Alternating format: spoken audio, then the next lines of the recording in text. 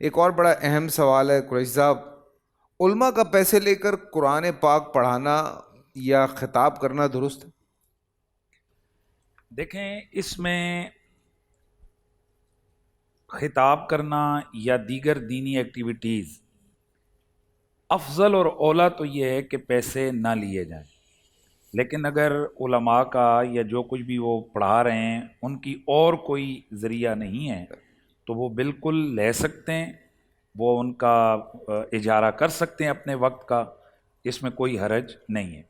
خطاب کے حوالے سے یہ بہت سارے دفعہ یہ کہا جاتا ہے، دلیل دی جاتی ہے کہ آپ اللہ کی آیتوں کو ولا تشتروا بآیاتی ثمنا قلیلا، کہ اللہ کی آیتوں کو تھوڑے داموں مت بیچو، تو اس پر وہ فٹ کرتے ہیں کہ جی یہ دیکھیں قرآن تو کہتا ہے کہ اللہ کی آیتوں کو مت بیچو، اور آپ لوگ جناب قرآن پڑھتے ہو، ختم پڑھتے ہو، فلاں کرتے ہو، تو پھر تم پیسے لیتے ہو، یا تم خطاب کرتے ہو تو پیسے لیتے ہو۔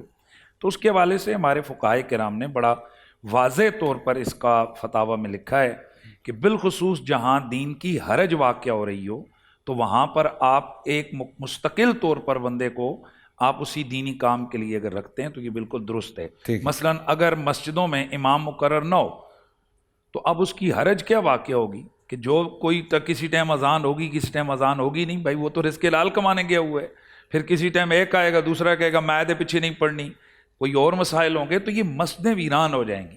تو اس وجہ سے دوسرا، خود صحابہ کرام علیہم رضوان کے دور میں حضرت سیدنا ابو بکر صدیق ہیں، حضرت عمر فاروق ہیں، یہ دیگر صحابہ ہیں، جس وقت حرج پڑ گیا کہ نہیں دینی امور کے جب آپ خلیفہ بنے تو اب امور سلطنت کے لیے کچھ دنوں بعد انہیں بزنس پہ جانا پڑا، تو یہ ہو گیا بھئی آپ فلاں ملک کا سفیر آئے اور آپ یہاں، انہوں نے کہا بھئی میرے بچے ہیں، میں نے اپنے معاملات چلانے زندگی تو کیا کروں۔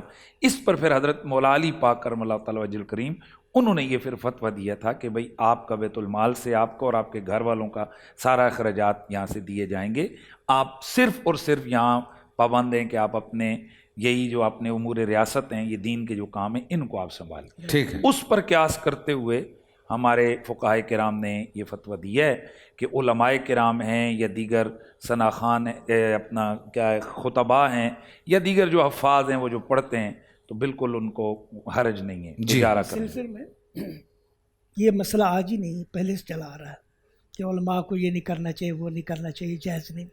امام بخاری رحمہ اللہ اس پر باب باندھا ہے، قال ان احق ما اخذتم الاجر کتاب اللہ، اللہ کی کتاب تم کسی کو سکھا رہے ہو، اس پر اجر لینا آپ کا حق ہے۔ کیا ویسے صحابہ کرام رضوان اللہ عنہم گئے سفر پر تو انہوں نے دم کیا، اور دم کے وجہ ان کو بکریاں ملی، 40 بکریاں ملی، اب وہ کہنے لگے یہ ہم تو نہیں کھائیں گے جب تک اللہ کے رسول کے پاس نہ لے جائیں۔ تو انہیں دم کیا، جائے سفر میں تھے تو سردار کو بچھو کاٹ گیا کچھ تھا، تو حضرت ضلع انہوں نے سورہ فاتحہ پڑھ اللہ شفا دے دی۔ تو اب انہوں نے کہا بھئی ہم تو بکریاں لیں گے آپ لوگوں سے، شرط لگائی تم لوگوں نے ہماری مہمان نوازی نہیں کی، ہمیں تمہاری مہمان ان کا مہمان ہے انہوں نے نہیں کی، تو انہوں نے کہا ہم بکریاں لیں، انہوں نے 40 بکریاں دی ان کو۔ تو اللہ کے رسول کے پاس لے آئے، یا رسول اللہ ہم تو ایسے ایسے کیا اور یہ مسئلہ ایسے تھا، وہ ایسے ہو گیا، آپ نے بکری فرمایا تم بھی کھاؤ مجھے بھی تو یہ ایسی فتنہ بازی چیزیں ہیں، یہ نہیں کرنا چاہیے، وہ کرنا۔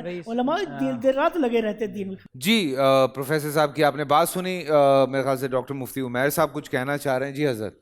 جی فیصل بھائی، قرآن مجید میں اللہ تعالیٰ نے فرمایا کہ جتنے بھی انبیاء علیہم السلام نے دین کی دعوت اور تبلیغ کا کام کیا ہے تو انہوں نے ایک ہی بات کہی ہے کہ قل لا اسألکم علیہ اجرا، کہ میں اس کار نبوت پر، دین کی دعوت اور تبلیغ پر تم سے کسی اجرت کا سوال نہیں کرتا۔ دیکھیے، ایک ہے سوال کرنا اور ایک ہے کسی کی طرف سے کوئی ہدیہ یا تحفہ مل جانا۔ تو نبی کریم صلی اللہ علیہ وسلم اور کل انبیاء کی سنت یہ رہی کہ انہوں نے کبھی بھی اسلام کی دعوت اور تبلیغ پر، لوگوں کو دین پہنچانے پر اجرت کو طلب نہیں کیا، ڈیمانڈ نہیں کیا۔ ہاں، اگر کبھی کسی نے کوئی ہدیہ خود پیش کر دیا تو آپ صلی اللہ علیہ وسلم نے اس کو قبول فرما لیا۔ دوسرا یہ ہے کہ دین کی خدمات کی اپنی اپنی اقسام ہیں، کچھ وہ ہیں جو ضروریات ہیں، جیسے امامت کا مسئلہ زیر بحث آیا، اسی طرح جیسے قرآن مجید کی تعلیم ہے۔